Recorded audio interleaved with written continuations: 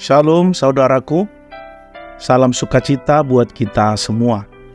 Kiranya damai sejahtera yang dari Roh Kudus selalu memenuhi hidup kita. Marilah kita berdoa untuk memulai renungan harian ini. Bapa kami yang baik, Bapa dalam nama Tuhan Yesus Kristus, kami datang di hadapan-Mu saat ini dengan hati yang terbuka. Terima kasih atas hadirat-Mu di sini bersama kami. Kami mohon agar Engkau membuka hati dan pikiran kami untuk menerima firman-Mu dan mengalami kasih-Mu yang tak terbatas melalui renungan ini. Kami berharap kiranya renungan ini dapat menginspirasi dan mengubah hidup kami sesuai dengan kehendak-Mu. Dalam nama Yesus kami berdoa. Amin. Saudara-saudaraku yang terkasih dalam Kristus, hari ini kita merenungkan firman Tuhan dan memikirkan tema yang penting dalam hidup kita, yaitu mendapatkan kasih. Dalam 1 Yohanes 4 ayat 19, kita ditegaskan bahwa kita mengasihi karena Allah lebih dahulu mengasihi kita. Kasih Allah adalah sumber utama kasih yang kita miliki. Ketika kita memahami dan menerima kasih Allah, itu mempengaruhi cara kita mengasihi orang lain dan menjalani hidup kita sehari-hari. Melalui renungan ini, kita akan melihat bagaimana kasih Allah mempengaruhi hidup kita, bagaimana kita dapat menjalani hubungan yang erat dengannya, dan bagaimana kasih itu harus tercermin dalam tindakan kita kepada sesama.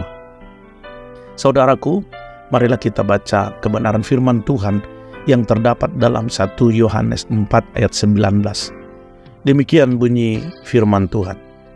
Kita mengasihi karena Allah lebih dahulu mengasihi kita.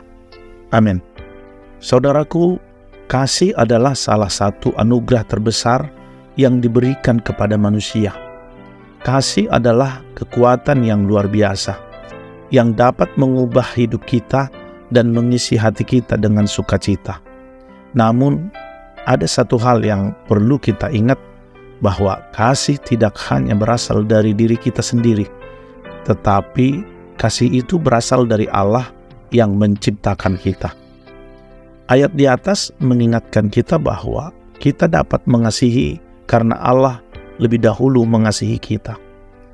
Kasih Allah terhadap kita adalah sumber utama kasih yang kita miliki. Allah adalah sumber kasih sejati, dan kita dapat mencurahkan kasih kita kepada orang lain karena kita telah menerima kasih-Nya.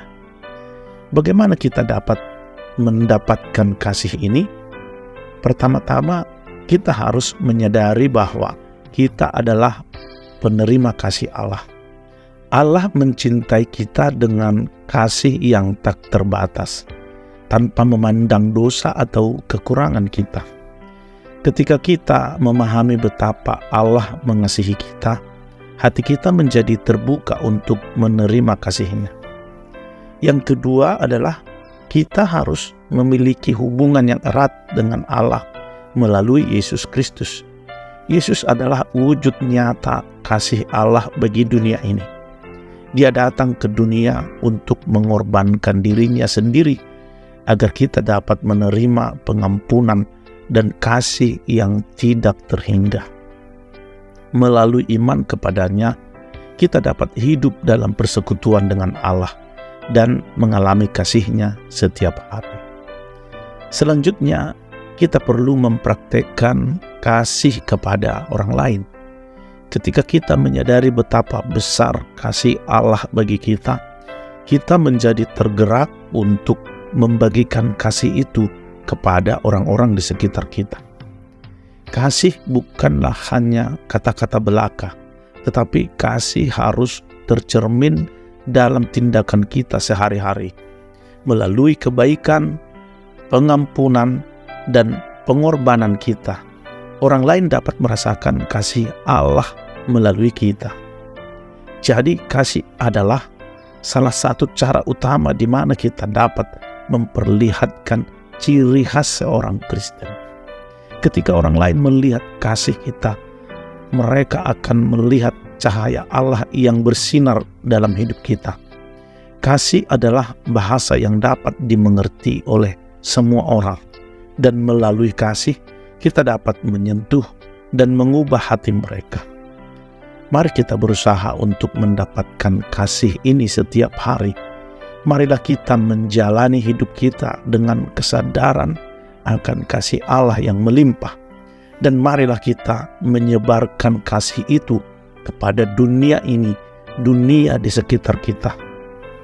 Jika kita mengasihi karena Allah lebih dahulu mengasihi kita, maka hidup kita akan penuh dengan sukacita, damai sejahtera, dan harapan yang tak tergoyahkan.